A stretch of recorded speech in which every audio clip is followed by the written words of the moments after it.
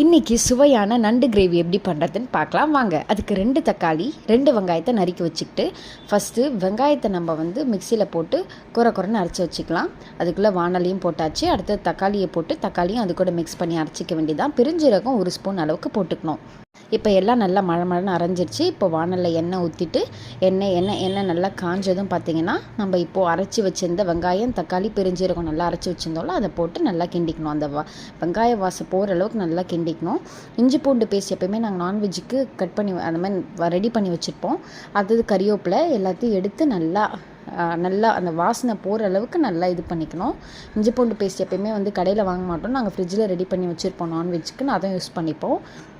இப்போ நண்டு போட்டாச்சு. நண்டை போட்டு நல்லா பெரட்டி விட்டணும். நாங்கள் பார்த்திங்கன்னா லைக் கிரேவி இப்போ பார்த்திங்கன்னா ஒரு குழம்பு மாதிரி இருக்கலாம் அப்படின்ற மாதிரி ஒரு பிளானுக்கு வந்தாச்சு. ஏன்னா சாதத்துக்கு போட்டு கூட சாப்பிட்டுக்கலாம் கொஞ்சம் தண்ணியாக இருந்தால் அப்படின்னு சொல்லிட்டு பிளான் பண்ணியிருக்கோம். குழம்பு மாதிரி இருந்தால் அதுக்கும் சேர்த்து அப்படியே ரெடி பண்ணிக்கலாம். ஏன்னா குழம்பு இது கூட திருப்பி இன்னொரு குழம்பு வைக்கிறது கொஞ்சம் கஷ்டமாக இருக்கும். அதனால் இப்படி பிளான் பண்ணிக்கிட்டோம். நாங்கள் கிரேவி மாதிரி கொஞ்சம் தண்ணியாக நல்லா குழம்பு மாதிரி வச்சுக்கிட்டோன்னா ஊற்றி சாப்பிட்டுக்கலாம் அப்படின்னு சொல்லிட்டு.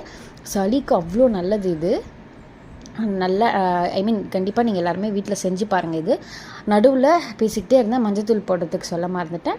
மஞ்சத்தூள் கொஞ்சம் போட்டுக்கோங்க. மஞ்சத்தூள் போட்டுட்டு 2 டீஸ்பூன் குழம்பு மிளகாய் தூள் போட்டுக்கிட்டு நல்லா வதக்கி நல்லா கிண்டி விட்டுட்டே இருங்க. அந்த பச்சை வாசனை போகணும். ஆக்சுவலி அதுதான் முக்கியமான ஒரு விஷயம். இதில் நமக்கு நான்வெஜ் பண்ணுறது ரொம்ப ஈஸி. ஆனால் அந்த முக்கியமாக அதுக்கு தேவை இஞ்சி பூண்டு பேஸ்ட்டு வெங்காயம் தக்காளி, அதுதான்.